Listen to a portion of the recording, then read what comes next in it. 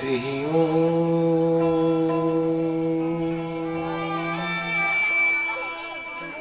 श्री सीतारामाभ्यां नमः। श्री राधा कृष्णाभ्यां नमः। ओम हं हनुमते नमः। श्रीमद्भागवत महापुराणाय नमः। ओम नमः परमहंसा स्वादित चरण कमल चिन्मकरंगाय भक्तजनमानस निवासाय श्री रामचंद्राय सीतानाथ समारंभाम् श्री रामानंदार्य मध्यमाम् अस्मदाचार्य पर्यन्ताम् वन्दे श्री गुरु परम्पराम्। अज्ञानतिमिरान्धस्य ज्ञानाञ्जनशलाकया चक्षुरोन्मीलितं येन तस्मै श्रीगुरुवे नमः। बोलिए सद्गुरुदेव भगवान की, श्री संत भगवान की। ध्येयं सदा परिभवग्नमभीष्टदोहम् तीर्थास्पदं शिवविरिञ्चिनुतं शरण्यं प्रत्यार्तिहं प्रणतपालभवाब्धिपोतं वन्दे महापुरुषते चरणारविन्दम्।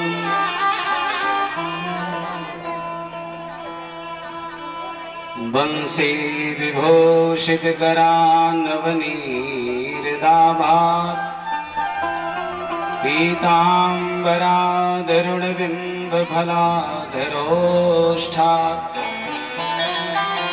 पूर्णेन्दुसुन्दरमुखादरविन्दनेत्रात्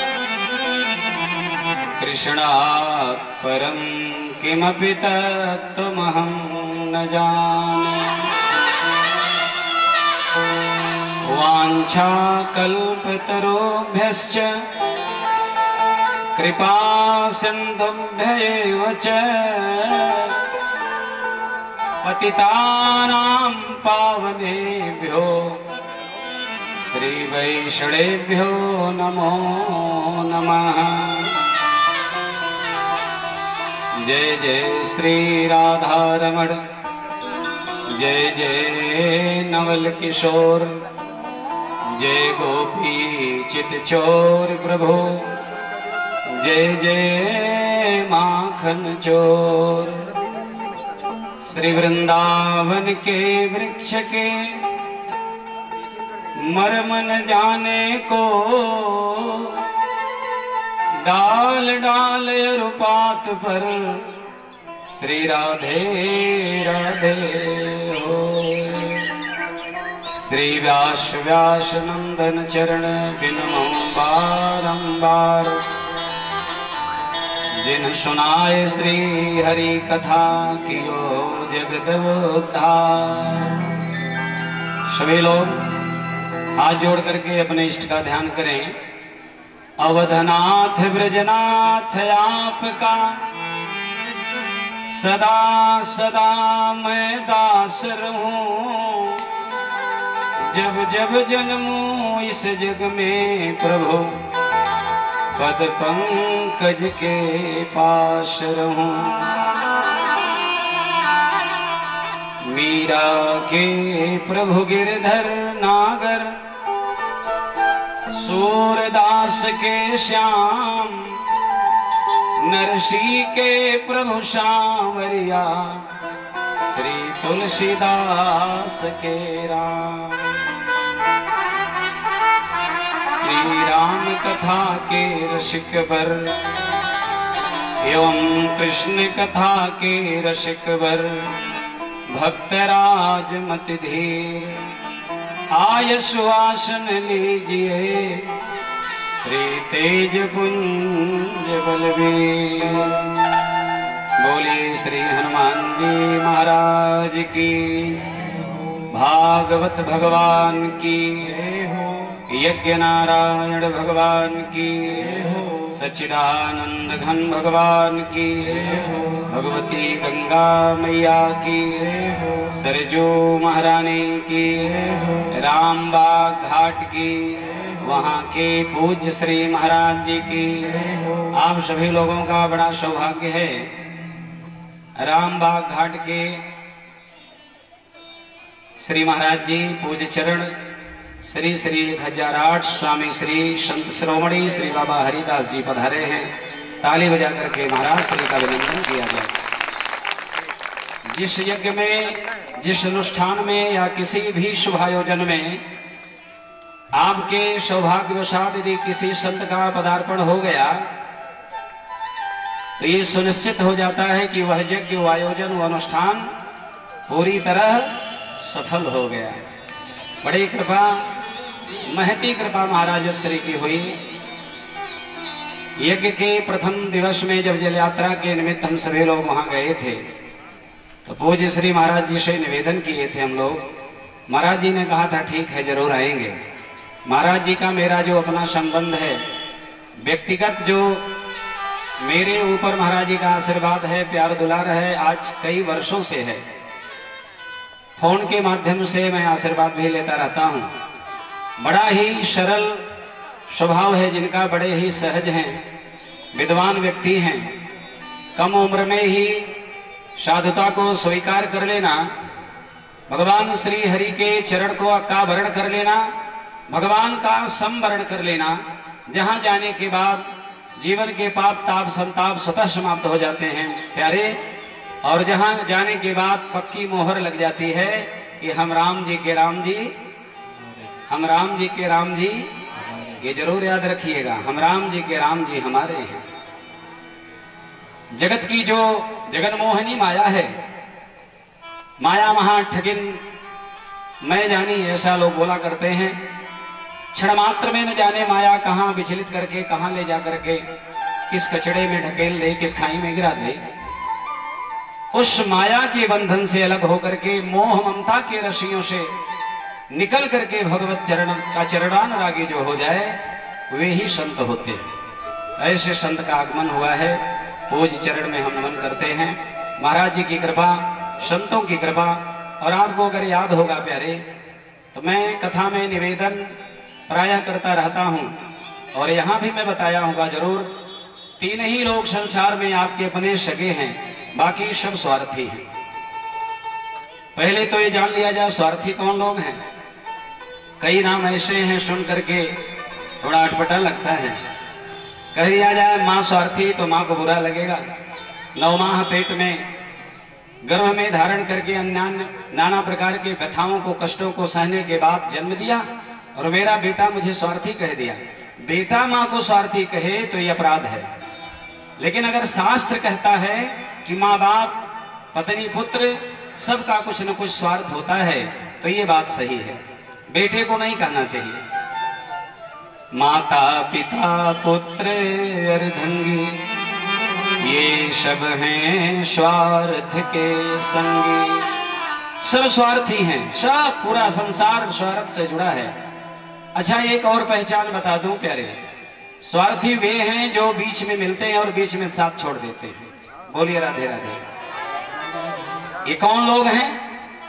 पूरा जितना भी रिश्ता है, माँ बाप, बेटा, पत्नी, नात रिश्तेदार, हित मित्र, बीच मिले बीच छुट गई हैं, अंत समय को काम नहीं है। काम कौन आएगा? इस जग में बस तीन शग। यहाँ पढ़ने वाले भी उपस्थित हैं और मैं देख रहा हूं पढ़ाने वाले भी उपस्थित हैं, तो सभी लोग ध्यान से सुनेंगे। इस जग में बस तीन शग, विधि से लो पहचान। कौन कौन? संत सगे और गुरु सगे, अंत सगे भगवान। संत क्यों सगे? जड़ चेतन का करे सचेता, जग माही विचरे हेता। परमार्थ करना बिना स्वार्थ के संतों का काम है। ऐसे संत का आगमन हुआ है और आज कथा का समापन दिवस है। आज फोन के द्वारा मुझे भी सूचना मिली है, बहुत अनन्य भक्त आने वाले हैं, बहुत लोग आने वाले हैं कथा में। जो आए हैं, जो आएंगे, सब आनंदित होंगे, लेकिन जो 7 दिन में इतना बुलाने के बाद भी नहीं आ पाए होंगे वे पछताएंगे। अस्पष्ट मानस में मानसकार पूज्यपाद गोस्वामी जी ने तो स्पष्ट कर दिया ना, समय बीत पुनिका पछताने। एग्जाम्पल देखिए कितना बढ़िया उदाहरण। समय बीत पुनिका पछताने, कैसे बोले? का वर्षा जब कृषि सुखा गया, धान की खेती सूख जाए और तब बारिश हो तो कोई लाभ नहीं होगा।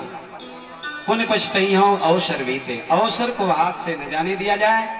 आइए कथा हम प्रारंभ करें।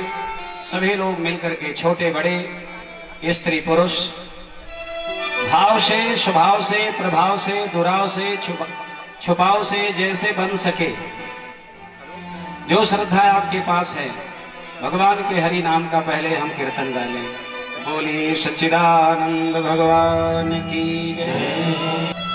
आप सभी लोग प्यारे अपने मन को, ये ताली तब बजाई जाती है जब माल्यार्पण किया जाए, लेकिन मन तन दोनों को संभाल के रखिएगा। तन कहां हो, मन कहां हो। कभी कभी तन अयोध्या में हो मन भरत के लिए, लेकिन इस समय आपका तन इसी पांडाल में होना चाहिए, मन कथा में होना चाहिए। बोलिए राधे राधे।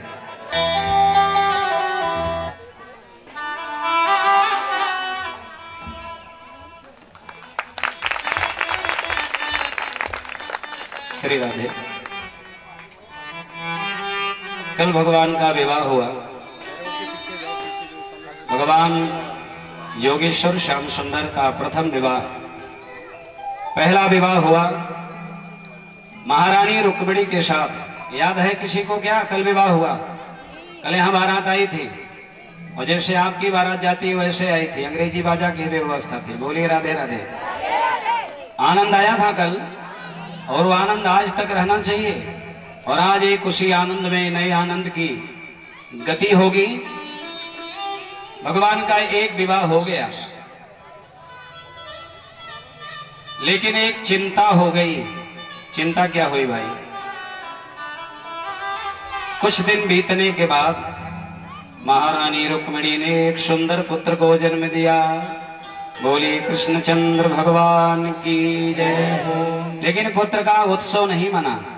जानते हैं क्यों? क्योंकि सूतिका गृह से ही बालक की चोरी हो गई। एक शंबरासुर नाम का दैत्य है, दुष्ट राजा है।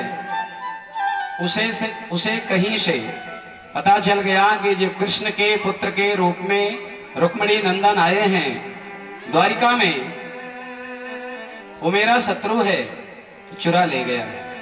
और विमान पर बैठा के लेके जा रहा था। विमान मार्ग से जब गया तो नीचे देखा समुद्र, तो समुद्र में वो डाल दिया। और दैव योग देखिए, उसको एक विशाल मछली निकल गई उस बालक को। भगवान के प्रथम पुत्र हैं, रुक्मिणी जी के भी प्रथम बेटे हैं। अभी आपको आगे बताएंगे। भगवान के विवाह हुए 16,108 और प्रत्येक पत्नियों से 10-10 पुत्र और एक पुत्रियां हुई। अब आप गणित करिएगा घर जाकर के, हे भगवान। और अभी मैं बता दूंगा कि कितना हुआ, लेकिन धीरज रखिए। अभी एक बेटा हुआ, चोरी हो गई। विशाल मछली निगल गई। संजोग से मछुआरों ने जब जाल डाला तो वो बड़ी मछली उसी जाल में फंस गई। मछुआरों ने उस विशाल मछली को वहां के राजा को समर्पित कर दिया। राजा कोई और नहीं था, सम्रासुर ही राजा था वहां का। सम्रासुर ने मछली को किचन में भेज दिया, रसोई घर में, और जो रसोई घर में काम कर रही थी उसका नाम मायावती था। ये द्वापर की कथा है, ध्यान रखिएगा, ये आज की कथा नहीं। मायावती ने जब उस मछली का पेट फाड़ा तो भगवान की कृपा से वो बालक सुरक्षित निकला। यहां संशय की जगह नहीं होनी चाहिए कि कैसे जिंदा था। इसी नाते मैंने पहले निवेदन किया, भगवान की कृपा से बालक सुरक्षित जिंदा निकल गए। और उस बालक को देख करके मोहित हो गई मायावती और उस बालक से प्रेम करने लगी। द्विज के चांद के जैसे वो बालक बढ़ने लगा। और जब बड़ा हो गया बालक तो उस मायावती ने तिरछी नजर से एक दिन देखा और वो बोली कि आप मेरे स्वामी हो। अब वो बालक आश्चर्य पड़ गया, मैं तुम्हारा स्वामी कैसे? स्वामी माने आप मेरे पति हो, आप मुझे पहचानो।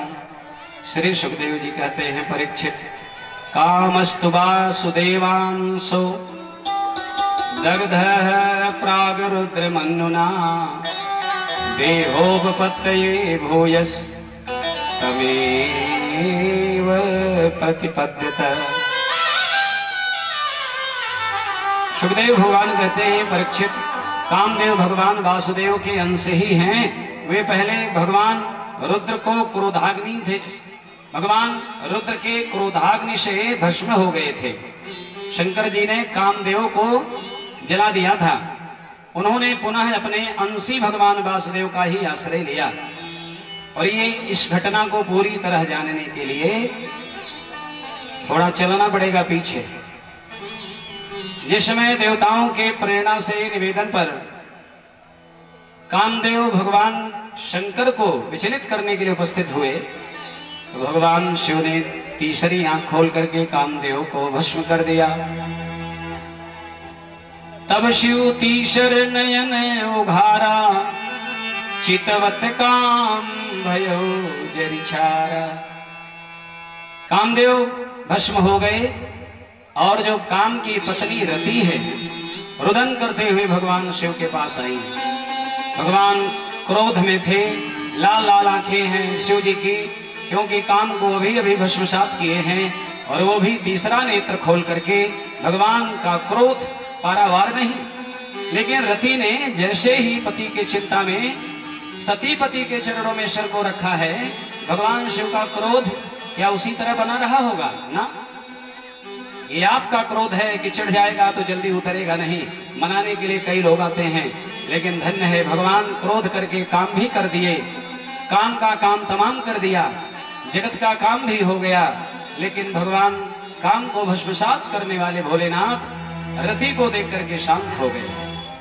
और आपको भी इस प्रसंग से यही शिक्षा लेनी चाहिए। आपका पुत्र अगर गलती करे, क्रोध आपको आवे, एक थप्पड़ आप मार दें, लेकिन फिर आपको शांत हो जाना चाहिए। इसका मतलब नहीं बेटा गलती किया तो उसकी मम्मी भी मारी जाए। बहुत लोग ऐसे करते हैं, वो समझाने आती है, कहते तुम हटो नहीं तो तुमको भी मार देंगे। ऐसा नहीं होना चाहिए। जैसे उदाहरण आपको दूं, यहाँ भजन गाने के लिए पांडे जी तबला बजाते हैं और तबले को बजाने के लिए, स्वर में लाने के लिए, मिलाने के लिए उसको चढ़ाना पड़ता है। लेकिन जब कथा भजन आरती संपन्न हो जाती है तो उसको उतार के रखना पड़ता है। और चढ़े चढ़ाए अगर ऐसे रख दें तो उसके फटने का डर रहता है। बोलिए राधे राधे। क्रोध आवे, कभी कभी क्रोध करना चाहिए। भगवान शिव भी क्रोध किए हैं, भगवान राम को भी एक बार क्रोध आया, लेकिन काम होने के बाद क्रोध उतर जाना चाहिए, ठीक है ना? नहीं तो जीवन के फटने का डर रहेगा, न जाने कहां कैसी क्षति हो जाए। भगवान शिव ने देखा रति रुदन कर रही है, भगवान ने आश्वासन दिया। भगवान ने, शिव ने आश्वासन दिया पूरी तरह, रति तो चिंता मत कर। जदवंश में जब मेरे परमाराध्य भगवान श्री राम कृष्ण बन करके आएंगे तो उन्हीं कृष्ण के प्रथम तनय, प्रथम पुत्र नाम होगा प्रद्युम्न। और वे ही तुम्हारे पति होंगे, तुम उनको पा जाओगी। कैसे पाऊंगी प्रभु, कैसे पहचानोगी? भगवान ने कहा सब समय बना देगा, वो स्थिति आ जाएगी। भगवान ने आशीर्वाद दिया और आशीर्वाद देकर के भगवान ने कहा जब जदवंश कृष्ण अवतारा, होई हरन महामही भारा, कृष्ण तनय हुई है पतितोरा, वचन अन्यथा होई न मोरा। और इस तरह से भगवान को प्रणाम करके भगवान नारायणो सुतः शंबरणाते मागृहात, अहम तेज कृता पत्नी रति कामो भवान प्रभो। सुखदेव जी कहते हैं परीक्षित, शंबरासुर को पता चला गया कि मेरी दासी जो है रसोईया में काम करने वाली, वे मेरे खिलाफ षड्यंत्र कर रही है। तब वो मारने के लिए भगवान को आया है, माने प्रद्युम्न भगवान को। और जब पता चल गया तो रति के अंदर योगिनी विद्या थी, वे उड़ना भी जानती थी, अंतर्ध्यान होना जानती थी। पति और पत्नी दोनों मिलकर के भगवान प्रद्युम्न ने शंबरासुर का ही वध कर दिया। ताली बजा करके भगवान प्रद्युम्न का स्वागत किया जाए। बोले आनंद कंद भगवान की जय। सुखदेव जी कहते हैं परीक्षित, एक बड़ा प्यारा प्रसंग है। एक राजा हुआ है सत्राजित। सत्राजितः स्वतनयां कृष्णाय कृतकिल विषः, शमन्केन मणिना स्वयं उद्यम दत्तवान। कहते हैं परीक्षित, सत्राजित ने श्री कृष्ण को एक बार झूठा कलंक लगा दिया था। फिर उस पाप का मार्जन करने के लिए उसने स्वयं समंतक सहित अपनी कन्या सत्यभामा को भगवान कृष्ण को प्रदान कर दिया। यह सुनकर के राजा को थोड़ा आश्चर्य हुआ और हमें लग रहा है कि आपका भी मन कर रहा होगा कि सत्राजित कौन था और जो मणि दिया वो मणि कहां पाया था और कलंक किस तरह से लगा था भगवान। राजा ने प्रश्न कर दिया, गुरुवर सत्राजितः किम करोद ब्रह्मं कृष्णस्य किल विषम। ये सत्राजित कौन है, क्या करता था? शमंतकः कुतस्तस्य कस्मात् दत्ता सुता हरे। ये शमंतक मणि कुतस्तस्य कहां से उसे मिली है, जरा विस्तार से सुनाइए। सुखदेव जी गदगद हो गए, बोले ध्यान दे करके तब श्रवण करो। परीक्षित जी हाथ जोड़ करके बैठ गए। सुखदेव ने परीक्षित जी की तरफ देखा तो परीक्षित जी का मुख लटका हुआ था। सुखदेव प्रभु को लगा कि राजा को प्यास लगी होगी। आज कई दिन बीत गए, पानी तो पिए नहीं, कुछ खाए नहीं। गुरुदेव ने कहा राजन उठ करके कुछ जलपान कर लीजिए। तो परीक्षित जी ने क्या कहा मालूम है? न भूख लगती है और ना प्यास लगती है, अब कथा के बिना गुरुवर ये जिंदगी उदास लगती है। कथाम भोज, यही मेरा भोजन है, कथा ही, कथा रस पान कराइए, कोई भूख प्यास नहीं लगी। धुंधकारी का जब उद्धार हो गया था तो श्री गोकर्ण जी ने विमान लेकर के जो आए थे धुंधकारी को लेने, उनसे प्रश्न कर दिए, अत्रैव बहवः सन्ति श्रोतारो मम निर्मलाः। यहाँ मेरे बहुत से श्रोता, निर्मल पवित्र श्रोता कथा सुने, विमान केवल एक आया है, ऐसा क्यों? तो भगवान के पार्षदों ने कहा, व्यास जी महाराज, जिस मनोवेग से, जिस रति और जिस गति से, जिस प्रेम, जिस आस्था से, बिना कुछ खाए पिए 7 गांठ के एक बांस के छिद्र में बैठ करके, देखिए ईशान कोण पर ये 7 गांठ का बांस गाड़ा गया है। ये मेरे सामने, ये साउंड के बगल में, उसमें झंडा लगा हुआ है। क्यों गाड़ा गया? ये विधान है। उस समय कोई जगह न मिलने के कारण वह धुंधकारी उसी बांस के छिद्र में विराजित होकर के कथा सुना, मन लगा करके। उसके लिए विमान आया। तो क्या इस समय कोई धुंधकारी नहीं होगा क्या? धुंधकारी माने पाप करके प्रेतात्मा जोनि प्राप्त किया, और आज भी अकाल मृत्यु के द्वारा बहुत प्रेतात्माएं भटक रही हैं प्यारे। घर भले बचा हो, गांव तो नहीं बचा होगा। आए दिन ये विडंबना, पेपर में निकलता है, मोबाइल में समाचार आता है, टीवी में संदेश सुनाया जाता है, 2 गाड़ी टकरा गई, ट्रक और एक 4 व्हीलर लड़ गए, 7 लोग थे, 8 लोग थे, एक साथ में सब मर गए। सुनते कि नहीं आप लोग? अकाल मृत्यु माने प्रेत जोनी में जाना, और अकाल मृत्यु उन्हीं की होती है, उन्हीं के घर में अकाल मृत्यु होती है जो सही से भगवान का आश्रय नहीं ले पाए हैं।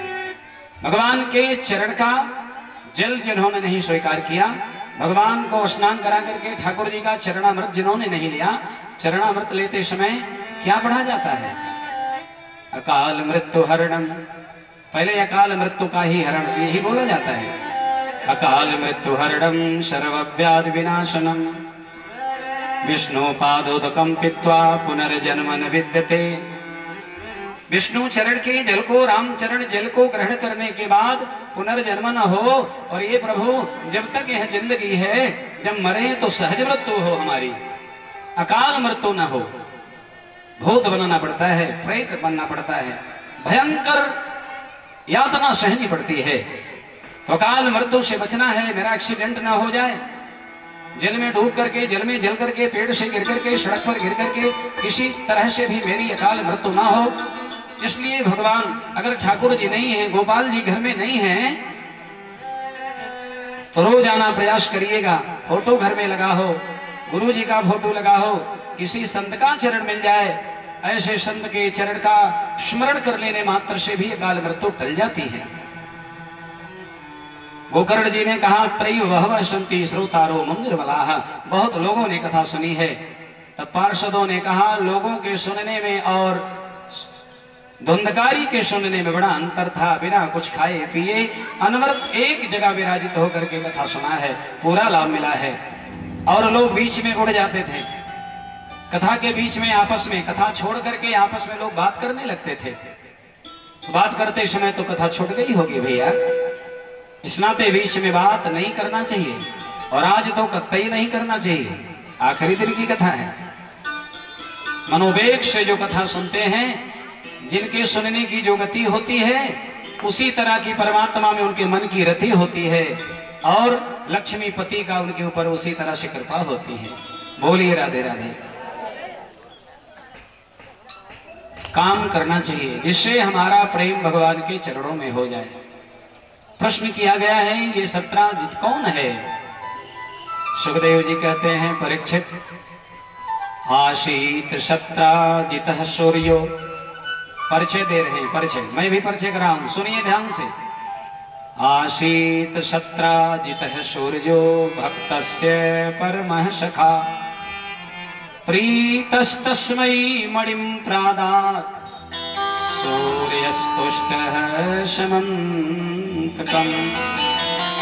अरे परीक्षित, आशीत, आशीत माने अस्थि माने है, आशीत माने एक पंडित जी गए कथा सुनाने, पंडित जी कथा सुनाए, सुनाना ही चाहिएगा, पंडित जी ही सुनाएंगे, कौन सुनाएगा? महाराज जी। पंडित जी गए कथा सुनाने, और उनको व्याकरण का जरा सा भी बोध नहीं था, और नहीं अगर व्याकरण पढ़ने का अवसर मिला, संस्कृत पढ़ने का ज्ञान हुआ, किसी अच्छे विद्वान के संपर्क में आकर के कुछ तो ज्ञान हासिल करिए। उल्टा पुल्टा बोल देंगे तो दोष लगेगा और काम भी नहीं बनेगा। पंडित जी गए जिस घर में कथा सुनाने, तो जो जजमानी जी थी वो पढ़ी नहीं थी, और जो जजमान थे वो मास्टर थे संयोग से। अब ये कथा सुनाने लगे, आसीत तुंगध्वजो राजा प्रजापालन तत्परः। इसका अर्थ होगा, आसीत माने था, भूतकाल की घटना है, लेकिन उनको पता नहीं आसीत माने था, अस्थि माने है, भविष्य माने होगा, उनको पता नहीं था। बोले आसीत, बड़े गर्व से बोले, आसीत तुंगध्वजो राजा। अब मास्टर और मास्टराइन, मास्टराइन जबकि मास्टराइन नहीं थी, लेकिन एक भगवान की बड़ी कृपा है, पति देव मास्टर, तो बिना किसी डिग्री के पत्नी जी मास्टराइन, पति देव डॉक्टर, तो बिना किसी डिग्री के पत्नी जी डॉक्टराइन। कितना बड़ा लाभ है। तो ऐसे पति की पूजा करिएगा आप लोग। आशीत तुंगध्वजो राजा प्रजापालन तत्परः उनको बोलना चाहिए था। इसका अर्थ होता है तुंगत ध्वज नाम के राजा एक थे जो प्रजा पालन में तत्पर थे, लेकिन उन्हें ज्ञान नहीं था। तो क्या बोले मालूम है? आसीत नाम के एक तुंगत ध्वज राजा थे। क्या बोले? आसीत नाम के एक तुंगत ध्वज राजा थे, प्रजा पालन में तत्पर थे। मास्टर साहब से रह जाएगा? आप लोग बताइए। कोई गलत, जो मैथ का टीचर होगा उसके सामने गलत गणित आप पढ़ाएंगे तो कितना बर्दाश्त करेगा? मास्टर साहब बोले गुरुजी कृपया थोड़ा देखिए ना, ये आसीत क्रिया है। आसीत माने थे, आसीत क्रिया है। और किस प्रयोजन में कथा हो रही थी? बेटवा के जन्मोत्सव में बरही का प्रोग्राम चल रहा था। बोलिए राधे राधे। अभी मास्टर साहब तो टोक दिए, पंडित जी को अपनी इज्जत भी बचानी है और मास्टराइन पढ़ी है नहीं। तो पंडित जी कहे मास्टराइन देखा, यही के नाते हम ना आवत रहेंगे। तो अरे मास्टर साहब पति देव, इनको बड़ा घमंड, बहुत टोका टोकी करते, इसी नाते मैं नहीं आ रहा था। और मास्टराइन बिगड़ गई। भैया आप यहां से उठिए और चले जाइए। तुमको नहीं कह रहा, बैठो। अरे मैं कथा सुना रहा। मास्टराइन ने कहा कि आप उठिए, मैं अकेले कथा सुनूंगी। पंडित जी इतने श्रद्धा से, इतने ज्ञान पूर्वक कथा सुना रहे हैं और आप बैठो कि मेरे पंडित जी बुद्धि अपनी लगा दिए कि देखो तुम्हारे लड़के की बरही है और एक क्रिया की बात कर रहे हैं, क्रिया कर्म बोल रहे हैं। आसीत माने क्रिया, कर्ता कर्म और क्रिया। बोले क्रिया है माने था। अब वो जोड़ दिए पंडित जी कि देखो शुभ काम में ये क्रिया कर्म की बात कर रहे हैं। और ये मास्टराइन बिगड़ खड़ी हुई। भैया हे भगवान, मास्टर अंत में हार गए। बोले कथा सुनिए, आपको भी बधाई हो और देवी जी आपको भी बधाई हो। तो ज्ञान होना चाहिए, और नहीं ज्ञान है किसी से सीख लेना चाहिए। और ये आसीत शब्द आया है, इसी नाते मुझे याद आ गया। आशीत तुंगत आशीत सत्राजितः सूर्यो भक्त तस्य परमः सखा। एक सत्राजित नाम का राजा था। किसका सखा था? सखा माने जो खास हो। मास्टर साहब सखा को उलट के पढ़िए तो हो जाएगा खास। जैसे दास का सदा हो जाता है, उसी तरह सखा माने खास, बहुत खास। सूर्य भगवान की पूजा किया वो, और भगवान सूर्य नारायण प्रसन्न हो गए। प्रीतस तस्मै मणिम प्रादात। इतनी प्रीति हो गई, एक मणि प्रदान कर दिए। सूर्यस्तुष्ट समंतकः, प्रसन्न होकर के। मणि का नाम है समंतक मणि। उसकी विशेषता है गाय के गोबर से लेपन करके जमीन का पूजन किया जाए। 8 भर सोना देती थी एक दिन में। और ये आज के सोनार वाला सोना नहीं हो, ये उस समय का 8 भर में 8 कुंटल सोना एक दिन में। बोलो राधे राधे। घबराइएगा नहीं, भगवान राजा हैं, द्वारिकाधीश। 8 कुंटल न जाने कितने कुंटल एक दिन में खर्च हो जाते थे। लोगों ने जाकर के समझाया, सत्राजित जी महाराज इतना धन आपको मिल रहा, क्या करोगे? और इतनी बड़ी प्रजा की जिम्मेदारी गोपाल जी को है तो उनको दे दो। और वो दिया नहीं। बात आई गई हो गई, कोई बात नहीं। लेकिन एक घटना घटी है। अच्छा, मणि किसने दिया? अभी मैं बताया हूं। मणि सत्राजित को किसने दिया? बस यही कथा सुनेंगे। हाँ, अब आप लोग बताइए। हाँ, बहुत सुंदर, वाह। ऐसे ही तो तभी तो हम कथा सुना पाएंगे। बोले सूर्यदेव भगवान की जय। बहुत बुलाने के बाद बोले राजा रामचंद्र भगवान की जय। लेकिन कथा के बीच में जाना नहीं है, विराजमान हो जाइए। चाहे जितना बड़ा काम हो, इससे मुझसे नहीं मतलब, पूरी कथा सुन के तब जाना। लेखपाल साहब आए हैं जो बड़े ही विद्वान हैं, विपिन तिवारी जी, और मेरे यहाँ के भी लेखपाल हैं और कथा के बड़े प्रेमी हैं। इस बात की मुझे खुशी है, भगवान को बहुत मानते हैं। आइए, किसने दिया है? सूर्यदेव ने दिया है। हाथ उठाएंगे लोग ईमानदारी से। सूर्य भगवान को जल कितने लोग देते हैं? उठाइए हाथ। और हाथ कम उठेगा तो मुझे इस बात का कष्ट होगा। नीचे कर लें। अब बताइए, अब तक नहीं, अरे अब नीचे कर ला, समझ गए। जो अब तक नहीं देते थे अब आगे से शुरू कर देंगे। 7 दिन कथा सुनने के बाद कुछ तो ग्रहण करिए। हाथ उठाइए जिनके मन में मन बन गया हो कि महाराज जी हम भी देंगे, हाथ उठाइए। ये है कथा का प्रभाव, ये होना चाहिए। किसी ने नहीं बताया, नहीं जान पाए। सूर्य भगवान आप जब से जन्मे हैं आपके मरण पर्यंत आपको प्रकाश दे रहे हैं, देते रहेंगे। और ये जो बिजली विभाग वाले जो बिजलियां देते हैं, आज मेरी वार्ता हुई और पीयूष की एक्सचेंज साहब से, उन्होंने कहा महाराज जी प्रयास करेंगे जरूर आने का। ये जो बिजली विभाग के अधिकारी लोग हैं, बिजली का बिल आजकल शायद हो रहा है कुछ इसी तरह की जांच हो रही है, समझिएगा जरा। ये भी कथा है, कथा का अंश है, इससे आपको बहुत कुछ समझने को मिलेगा। एक स्विच दाब देते हैं, बेड पर बैठे बैठे, चेयर पर बैठे बैठे, पंखा भी चलता है, कूलर भी चलता है, टीवी भी चलती है, लेकिन उसकी एक बिल आती होगी और बिल लोग दिखाते होंगी, करे अब की बार तो इतना आ गया और नहीं जमा किए थे, करेंगे एक आध साल में तो आरसी कट जाएगी। लेकिन बताना जरा प्यारे, सूरज भगवान कभी बिजली की बिल भेजे क्या? प्रकाश का अपना बिल भेज दिए कोई? और सूर्य देव अगर बिल भेज ही दे, किसी माई के लाल में है ताकत जो जमा कर दे? आपके पूर्वजों ने उपयोग किया है, आपकी आने वाली पीढ़ी करेगी, कौन दे सकता है?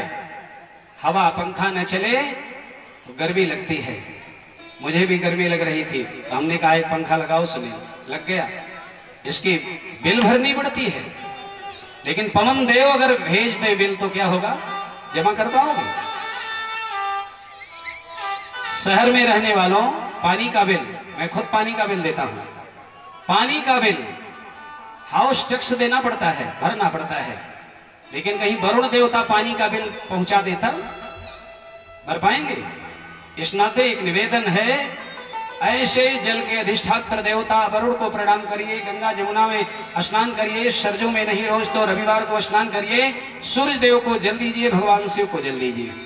जल के चढ़ाए जमलोक से उबार ले, चावल चढ़ाए चक्रवर्ती कह देते हैं, चंदन चढ़ाए से 14 भुवन देत, दीप के दिखाए सप्त दीप दे देते हैं, धूप दीप के दिखाए सप्त दीप दे देते हैं, भांग धतूर के चढ़ाए सुरपुर दे देत शिव, बिलपत्र के चढ़ाए सदा संग ले लेते हैं, हर हर करत शिव हरत कलेश सब, और गाल के बजाय ते निहाल कह देते हैं। फिर भी जल न चढ़ाएं आप। माघ के महीने में कोई 2 बूंद पानी डाल दे तो आप झगड़ा कर लेंगे, कोई 2 बूंद पानी डाल दे, लेकिन 3:30-4 बजे से शंकर जी के पानी क्या कि हर हर पानी स्नान कराया जाता है। भगवान स्वीकार करते हैं, आपकी प्रसन्नता बनी रहे, भगवान प्रसन्न है। सूर्य को जल दीजिए, हो सके तो ये मंत्र याद कर लीजिए, और जिनको याद होगा वे मेरे साथ रोलेंगे। ये ही सूर्य सहस्रांशो तेजो राशे जगतपते, अनुकंपे मां भक्त्या गृहाणार्घम दिवाकर। हे दिवाकर, हे भुवन भास्कर आदित्य प्रभु, ये अर्घ मेरा स्वीकार करिए।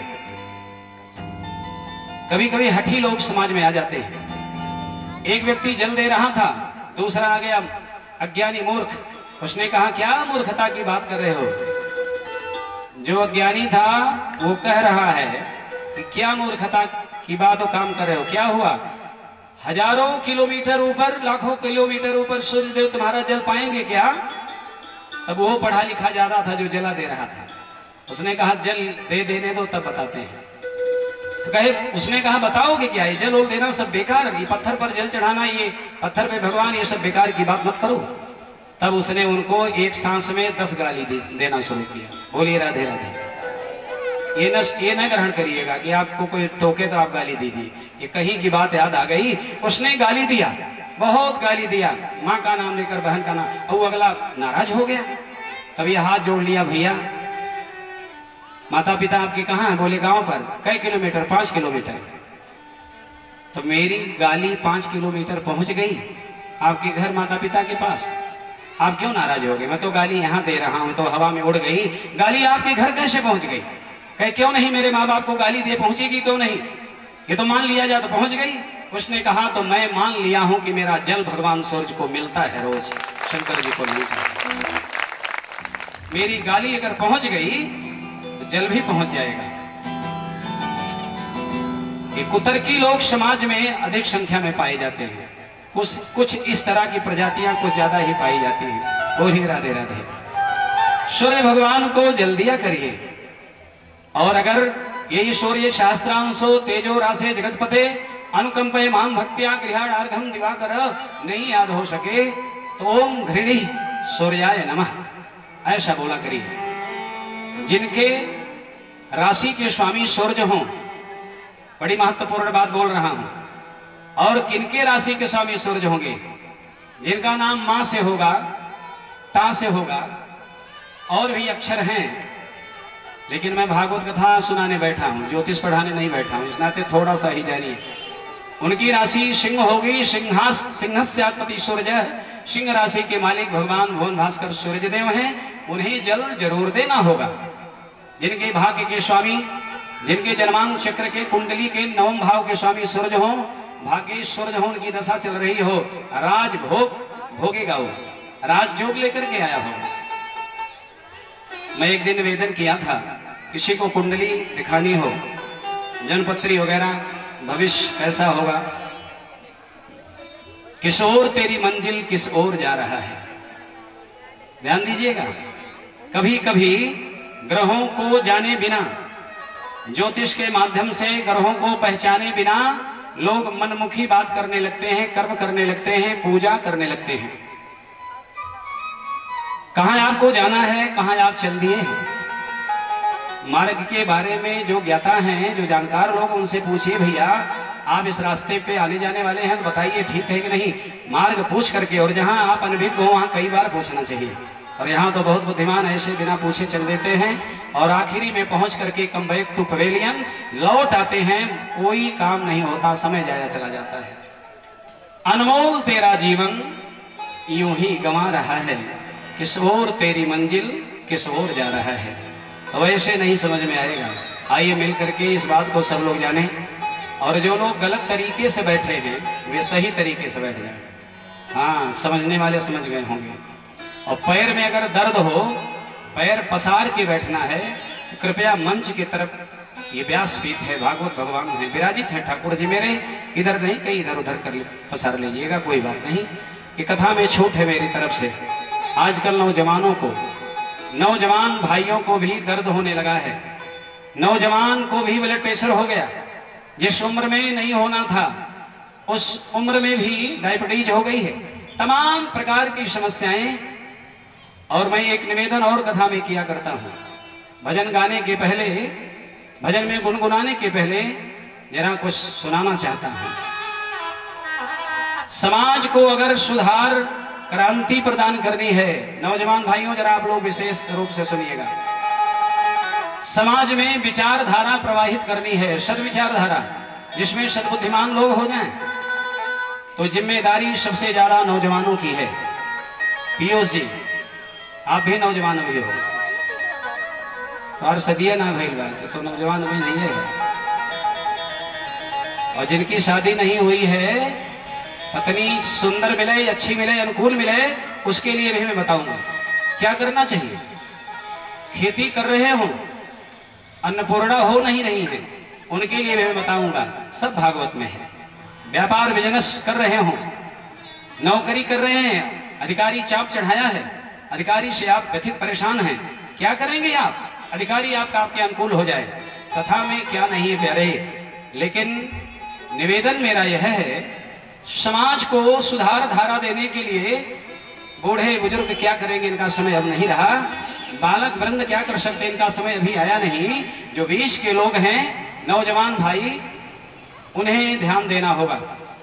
बोलिए आनंद कंद भगवान की जय। जो पढ़ रहे हैं, विद्यार्थी जीवन जिनका है, स्टूडेंट लाइफ जिनकी है, जरा ध्यान से सुनिए। इन्हीं को सुधारने की और सुधरने की जरूरत है। सुधारेंगे हम जैसे लोग, सुधरेंगे आप लोग। क्या होगा? कथानक व्याकरण समझे तो सुरभित छंद हो जाए। कथानक व्याकरण समझे तो सुरभित छंद हो जाए। हमारे देश में फिर से सुखद मकरंद हो जाए। मेरे ठाकुर मेरे मालिक, मैं मांगता तुमसे, हे मेरे प्राणधन, मेरे ठाकुर मेरे गोविंद, मैं ये मांगता तुमसे, ये जुआ पीढ़ी संभल करके विवेकानंद हो जाए। जुआ पीढ़ी संभल करके विवेकानंद हो जाए। आज के समाज ने पढ़ा करके डॉक्टर, इंजीनियर, मास्टर बहुत बनाया, लेकिन स्वामी रामदेव तीर्थ, विवेकानंद नहीं दे पाए लोग, और बनाने की जरूरत है। आइए भजन के माध्यम से भगवान को जाना जाए। आपकी मंजिल कहाँ है? अनमोल जीवन है, कीमती क्षण, अन्न का कण, अन्न का कण थाली में। बहुत लोग मैं देखा हूं बड़ी नफासत गिरी से उसी में छोड़ देते हैं जानवर। बुरा लगेगा तो क्षमा करिएगा। एक भी दाना थाली में छोड़ना नहीं चाहिए। और मुझसे कदाचित अगर छूट जाता है तो अन्नपूर्णा से क्षमा मांगता हूं, मां गलती हुई, क्षमा करना। एक दाना छोड़ेंगे। बहुत लोग खाने के बाद, भोजन के बाद हाथ धो लेते हैं, चावल दाल लगा उसी में, कितने चावल कितने भात उसी में रह जाते हैं। जानबूझ करके नहीं बस अब नहीं खाऊंगा, एक रोटी नहीं बस। क्या तरीका है? पहले निकाल दीजिए, अन्न मत छोड़िए। अन्न का कण और जीवन का क्षण कहीं बर्बाद ना हो जाए, कहीं जाया ना चला जाए। आइए भजन को गाया जाए, भगवान को मनाया जाए। बोलिए जगतबंधु भगवान की जय। अनमोल तेरा जीवन यूं ही गवा रहा है, अनमोल तेरा जीवन यूं ही गवा रहा है। इस ओर तेरी मंजिल, इस ओर तेरी मंजिल, इस ओर जा रहा है। अनमोल तेरा जीवन यूं ही गवा रहा है, अनमोल तेरा जीवन यूं ही गवा रहा है।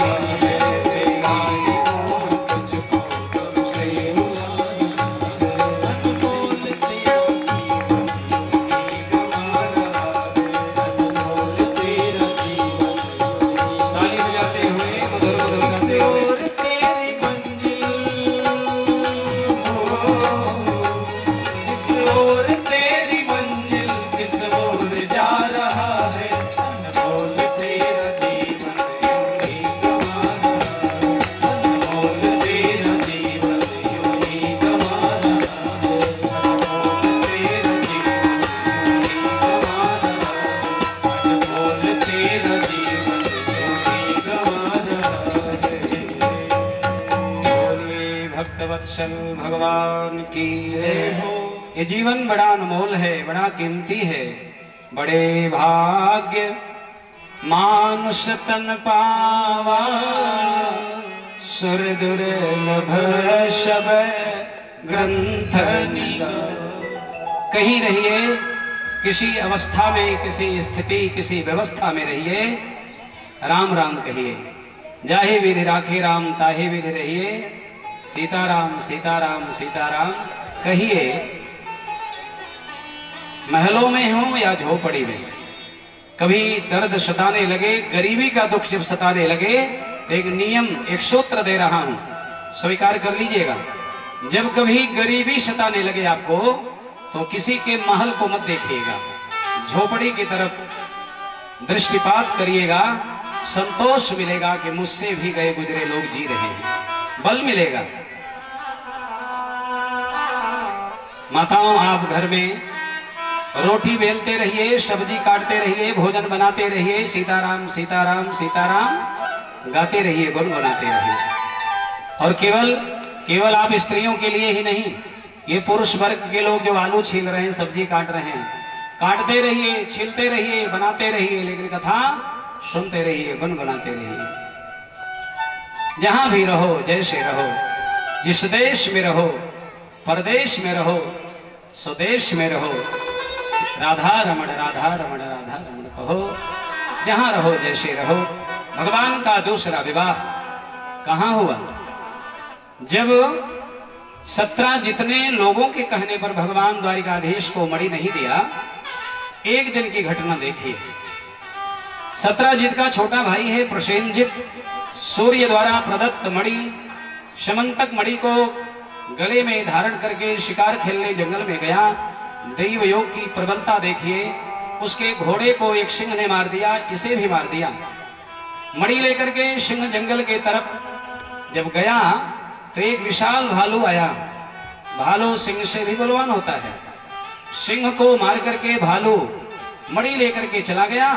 और इधर भगवान कृष्ण संयोग से चौथ का, भादों के चौथ का चांद देख लिए थे, तो कलंक तो लगना ही था। इस नाते आप लोग भी बच के रहिएगा। कभी कभी आपके कुंडली में कुछ ग्रह ऐसे हो जाते हैं, चंद्रमा नीच के होकर के बैठ जाएं, नीच राशि के, और उनकी दशा चल रही है वर्तमान में, तो आपको अनावश्यक कलंक लग जाएगा। आप वह कुत्सित कार्य किए नहीं, फिर भी कलंकित हो जाएंगे आप। ऐसे ऐसे ग्रहों का दोष होता है।